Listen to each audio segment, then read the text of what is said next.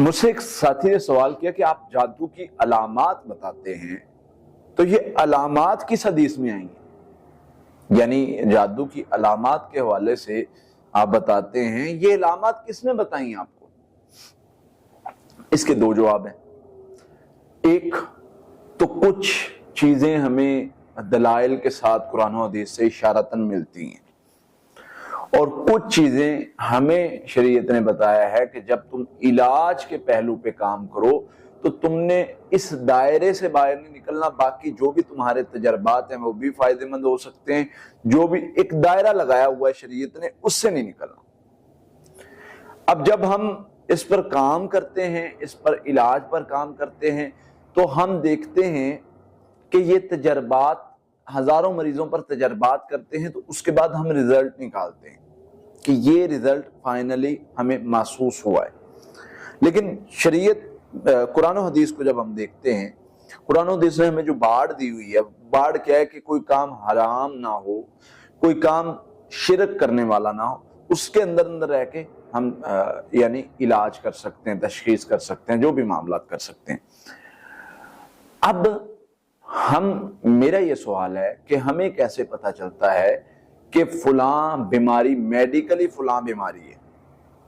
کیسے پتہ چلتا ہے؟ جی ہمیں فلاں مشین سے پتہ چلتا ہے، فلاں ٹیسٹ سے پتہ چلتا ہے۔ تو بھائی وہ ٹیسٹ کرنے کا جو بھی آلہ، جو بھی چیز ہے، وہ کس طریقے سے اخذ کی گئی؟ وہ اخذ اس طریقے سے کی گئی کہ اس پر سٹڈی کیا گیا، اس پر تجربات کیے گئے، اس کو مسلسل تجربات سٹڈی کرنے کے بعد پتہ چلا کہ یہ اس طرح سے ہم چیک کر سکتے ہیں فلاں بیماری کو۔ اسی طریقے سے جادو کے علاج میں بھی ہم نے مسلسل اس پر تجربات کیے، اس کو ڈیپلی جا کر سٹڈی کیا، پھر ہمیں پتہ چلا کہ جادو کی علامات یہ ہیں، اس بیماری کی یہ علامات ہے۔ جس طرح میڈیکلی علاج میں علامات کا پتہ چلتا ہے سٹڈی کرنے کے بعد، تجربات کرنے کے بعد، اسی طرح جادو کے علاج میں پتہ چلتا ہے۔ اور پھر یہ باتیں میں ایسے نہیں کر رہا، الحمدللہ میری اس میں ڈگری ہے، میں اس پر پراپر میں نے ورکنگ کی ہے، اور اس پر احادیث بھی ملتی ہیں۔ اب نبی صلی اللہ علیہ وسلم، فار ایگزامپل ہم خوابوں کی بات کرتے ہیں، خوابوں میں نبی صلی اللہ علیہ وسلم کے پاس کوئی صحابی ہے، انہوں نے شکایت کی اللہ کے نبی صلی اللہ علیہ وسلم مجھے اس طرح خواب آتے ہیں، ڈرونے برے۔ آپ نے فرمایا شیطان آ کے تمہیں تنگ کرتا ہے، اور اس کو دعائیں بتائیں۔ دعائیں کون سی تھی؟ وہی دعائیں جن میں جادو جن سے بچنے کا، حفاظت کے لیے یعنی الفاظ ہیں۔ پتہ چلا کہ یہ جو خواب ہیں یہ جادو جن کے مسئلے کی وجہ سے آ رہے ہیں۔ پھر نبی صلی اللہ علیہ وسلم نے رات کو دعائیں پڑھنے کے لیے بتائیں کہ یہ پڑھ کے سویا کرو، شیطان حملہ نہیں کرے گا۔ پتہ چلا کہ وہ حملہ شیطانی اثر، وہ پڑھائی جو بتائی ہے وہ تو جادو جن سے بچنے والی بتائی ہے۔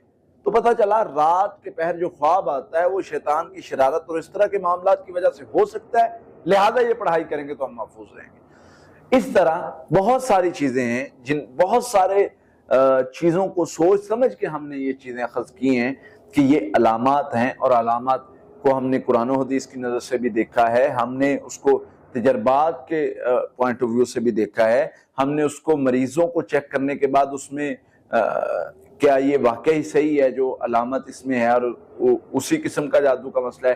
تو پھر وہ ساری چیزیں جب ہم نے ملی، اور پھر ہم نے اس پر کچھ لکھا ہے کہ واقعتاً یہ اس طرح کا مسئلہ ہے اور یہ اس کے ساتھ جڑا ہوا ہے، اور جب یہ خواب، یہ علامت، یہ مسئلہ ہو تو یہ کیفیات ہو سکتی ہیں۔ اور اسی طرح یہ ہوتا ہے کہ ایک مریض کا میں علاج کر رہا ہوں، اس نے مجھے 2 علامات بتا دی، میں نے اس کو آگے 3 علامات مزید بتا دی، وہ کہتا ہے قاری صاحب آپ کو کیسے پتا چلا؟ میں نے کہا میرے بھائی مجھے پتا چلا، میرے پاس غیب کا علم نہیں ہے۔ ایک بیماری کی 5 علامات ہیں، 2 تم نے بتا دی، 3 آگے میں نے بتا دی کہ 2 اس میں ہیں تو 3 بھی ہوں گی 100%۔ تو یہ ایک تجربہ ہے میرا۔ تو وہ حیران رہ گئے کہ اب کوئی اور ملنگ پیر ہوتا تو اس نے کہنا تھا میں نے آنکھیں بند کر کے، میری نظر جاتی ہے، میں نے اس طرح دیکھا ہے۔ لیکن ہم الحمدللہ کوشش کرتے ہیں کہ ہم اپنے فیلڈ کے ساتھ دھوکہ نہ کریں، ہم لوگوں کے ساتھ دھوکہ نہ کریں، جو ہے وہ بتائیں۔ کسی کو فائدہ ہوتا ہے تو الحمدللہ، اگر کوئی نہیں فائدہ اٹھانا چاہتا تو بھی ہمیں کوئی شکوہ نہیں ہے۔ اللہ سے دعا ہے اللہ تعالی ہم سے دین کا کام لے اور ہماری مدد فرمائے۔